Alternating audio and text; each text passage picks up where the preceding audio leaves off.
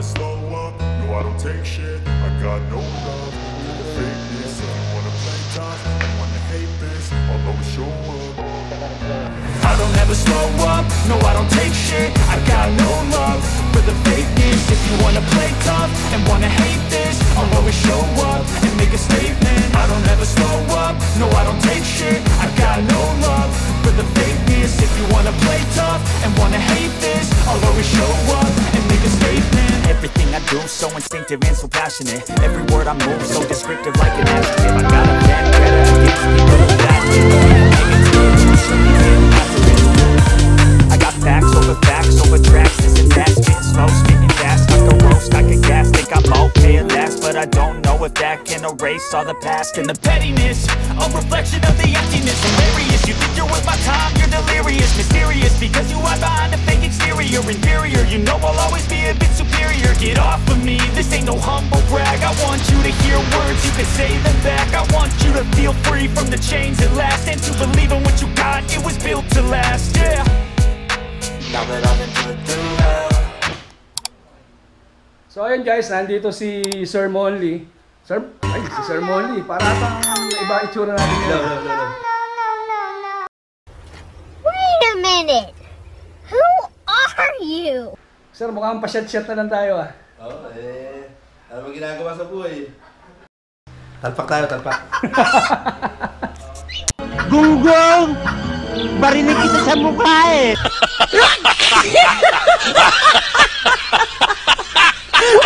Few moments later. RJ Cruz na isang tropa natin dito sa two-stroke scooter. So ngayon, itong hawak natin ngayon is Cubics Yamaha 125cc Fi. This is a 4-stroke scooter. Napaka-unique ng itsura guys. Sir RJ, can you explain about the features of Yamaha Cubics? Bali itong Yamaha Cubics 125cc, isa siyang unit from Thailand, direct from Thailand galing. So some of its features like the ignition switch, kailangan press hard natin yung ano. Ayan, nakikita niyo naman sarado yung ano niya, yung mismong slot ng sa susi niya. So para ma-unlock natin 'yan, kailangan press hard natin yung switch. Oh, galing! Siya nag-open. May courtesy light din siya, so parang kagaya din siya nung sa CR Evo na 2-stroke model ng scooter before. So, susi natin. Ayan yung dashboard niya.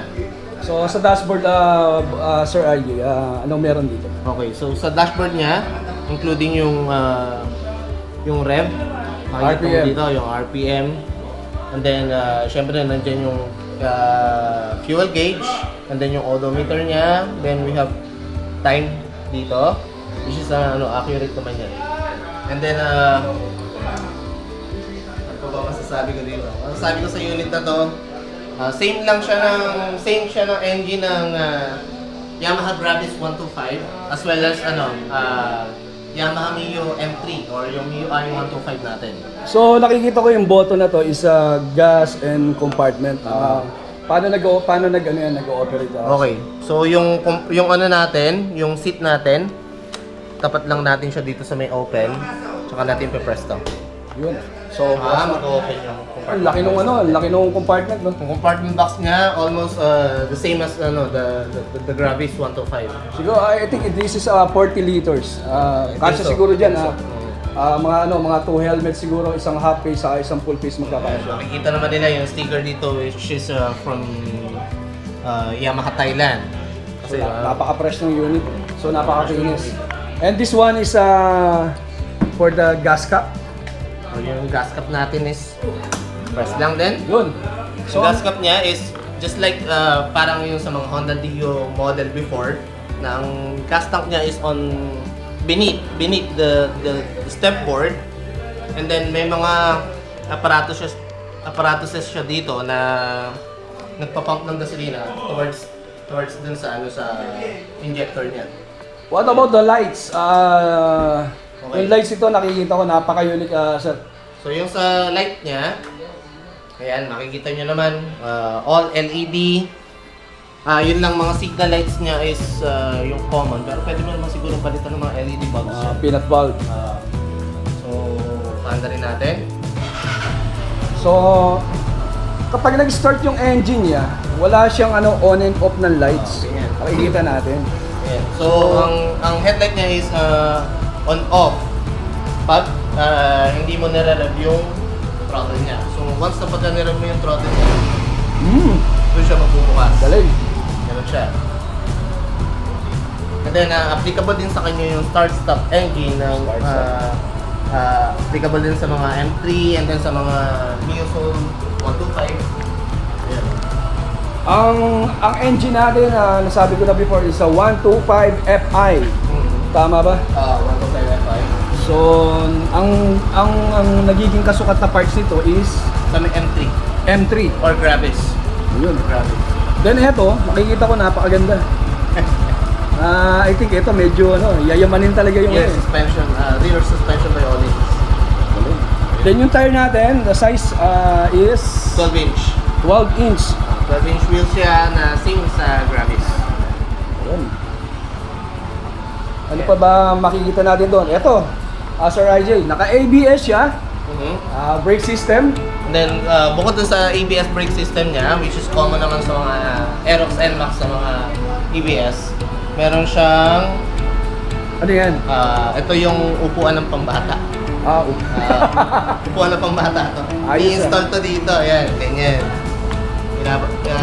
Nakalapag siya dito, para ang kasa ng bata.